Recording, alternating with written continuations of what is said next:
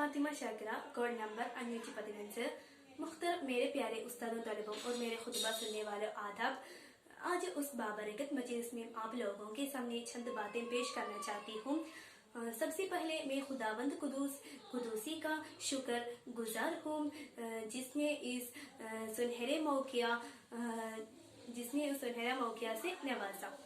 दोस्तों, हमारे हिंदुस्तान सबसे मशहूर जमहूरियत और डेमोक्रेटिक वतन है जिसमें मुख्तलिफ किस्म की मजहब और कौम रहती है। उसमें लोग भाईचारा और दोस्ती से रहते हैं। तनु में इतिहाद उसका एक बड़ा खुसूसियत है। प्यारे दोस्तों, हमारा हिंदुस्तान अंग्रेजों से रिहाई करने के लिए कई लड़ाइयाँ लड़ी है। महात्मा गांधी, जवाहरलाल नेहरू, लाल बहादुर शास्त्री वगैरह हिंदुस्तान के लिए अपनी जान कुर्बान करती है।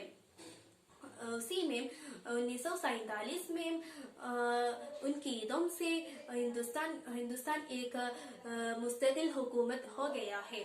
हिंदुस्तान को तारीख अच्छी तरह समझकर नए हिंदुस्तान बनाने का कोशिश हमारा जिम्मेदारी है। इतने कहकर मैं मेरा छोटा खुतबा खत्म करना चाहती हूँ। शुक्रिया।